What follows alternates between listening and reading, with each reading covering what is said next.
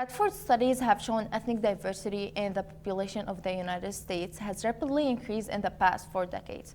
14% of the total population in the United States consisted of immigrants. Today, we have Tala Abazaid, who's a refugee from Syria, and Anas Awad, who's an immigrant from Saudi Arabia. Thank you for joining us today. Thank you. We know that refugees and immigrants face a lot of challenges coming to a new country, such as stress, maintaining cultural traditions, or economic struggles, which affect their mental health, including their emotional, psychological, and social well-being. And by hearing personal stories that can bring awareness and change, can you please start with telling us a brief background about yourself and why did you move to the U.S.? Hi, my name is Tala. I'm a freshman at North High School. I was born and raised in Syria, and then when war happened, we moved to Jordan.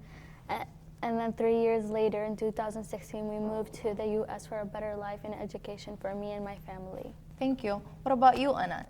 So I was born in Saudi Arabia. I moved to the U.S. when I was 11 years old with my family in 2014. We moved to the U.S. seeking better opportunities and a better education. What were your expectations for coming to the U.S. and how was it in reality? So I expected people to be rich and happy in the U.S. and I expected the same thing for me. But in reality, I saw that my older brothers and my dad kind of struggled because they had to get minimum wage jobs to support our home and to support our family. And I noticed those financial struggles at a young age. My dad had a civil engineering degree that he got from the Middle East, and he couldn't use it here in the U.S. Yeah, he had to start all over again. He had to start all over again. If he wanted to use the degree, he had to go to college again, or he could get a different job that doesn't have to do with engineering. That's what he did. And we also had to adjust our budget to live comfortably. My expectations for the United States were really high. Before I came here, I thought like we're gonna have a big house and we're gonna be like crazy rich, but it was like totally the opposite. When we first came here, we didn't know what state we were going to specifically because we were called. And then they put us in a hotel we didn't even know where to drink water from because they drank out of the fountain and we had to ask the hotel after like a couple of weeks. So we were there for like a couple months and I didn't go to school until like the end of the school year, and then my dad had to struggle with finding a job to fight for our family financially, like to get us money, and they put us like in an apartment, and it was just like they didn't start us off with anything. They just put us there, you know? Yeah, you had to figure out everything by yourself. Yeah.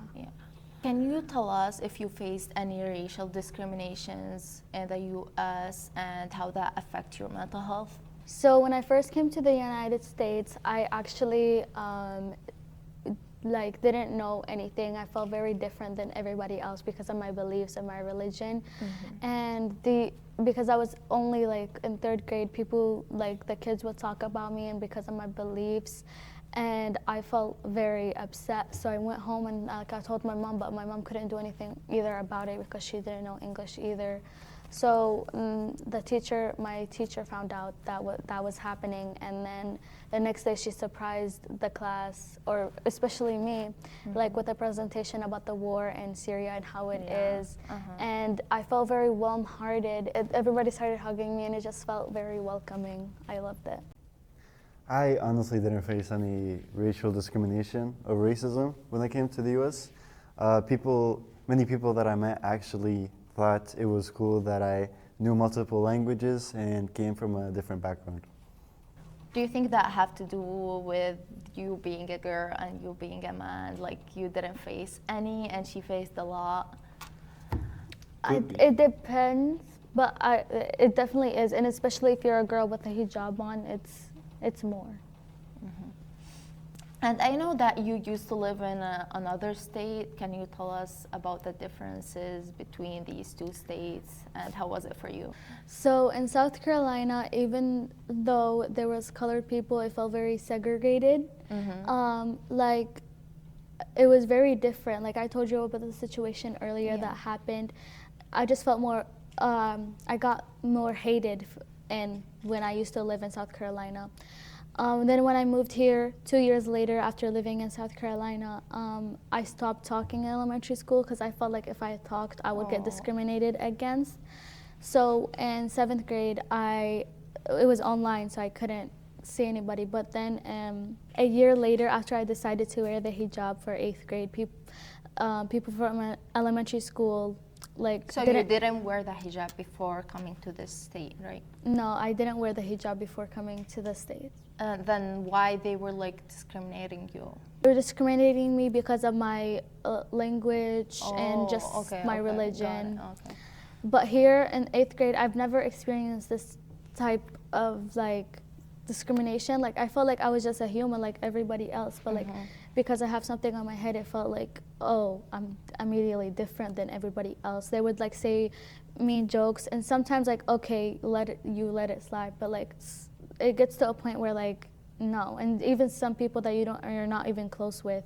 And yeah, that was basically my experience with the both states. And what advice would you give to your younger self that just came to the US? An advice I'd give to my younger self is to be open-minded and to have faith in yourself.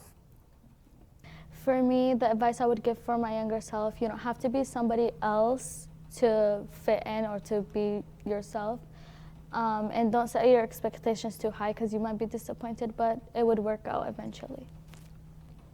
Do you have any words of motivation for the people that have the same struggles when they come to the US, either a refugee or an immigrant? You're not alone. Be patient because everything's going to work out in the end. A motivation I would give to somebody that's going through the same struggles is to keep going and never give up and just motivate yourself to success. Thank you both for joining me today. And as the President Barack Obama said, my fellow Americans, we are and always be a nation of immigrants. We were strangers once too.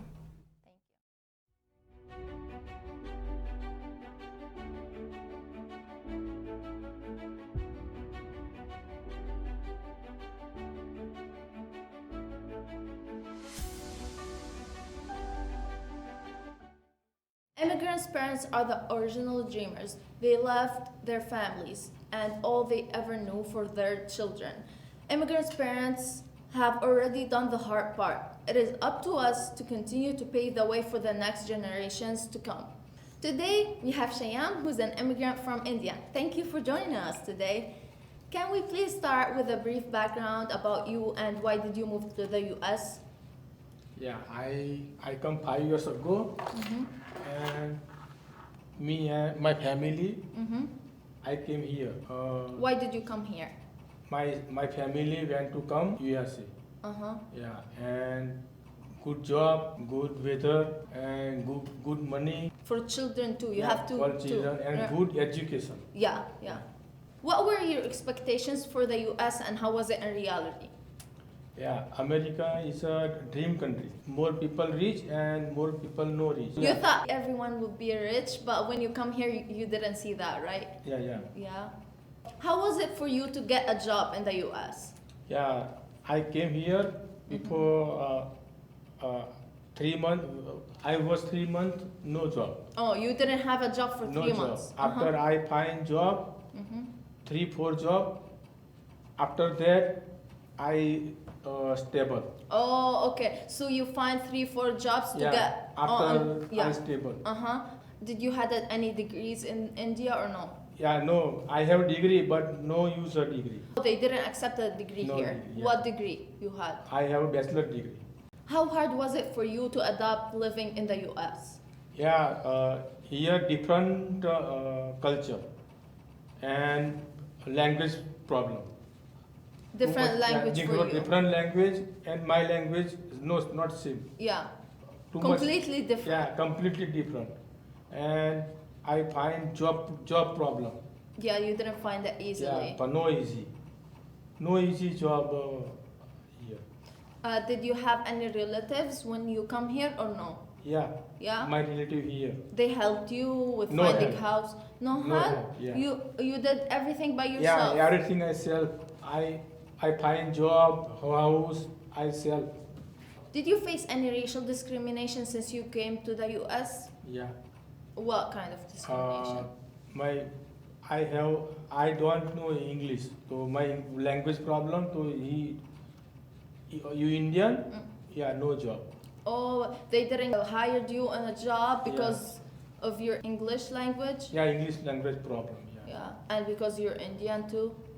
Yeah, I Indian, no job. Uh-huh. Indian So people, no you job. had troubles with your accent with the people? Yeah. Yeah, they would be like, oh, you have Yeah, an Indian he- accent. Yeah, you don't- accent. Yeah, he laughing. Laughing at your accent too. Yeah, my accent, he laughing. Yeah. Wow, I'm sorry to hear that. After being 5 years in the United States, do you think that you got away from your culture and traditions? No. I every week I go temple, and I pray my God. So you still practice your religion? Yeah, I practice my religion, and I celebrate every year. I celebrate my festival. Mm-hmm. Yeah, I don't forgot my festival. Yeah, you still celebrate Yeah, everything I that celebrate you have every year. and that you in India. I'm Diwali, Navratri, I celebrate. sorry. Yeah. Good. What advice would you give to yourself that just came to the US? Difficult a new location. We ever do it So it's difficult to come to a Difficult. new country, country. Yeah, but you do it for who? my kids. Yeah, for a better future for My your kids. a better future for my kids. Yeah. Do you have any words of motivation for the people who comes to the US and have the same struggles as you? Don't give up. Work hard. Yeah. Yeah. Thank you today for joining us, and I'm glad to know these stories about you.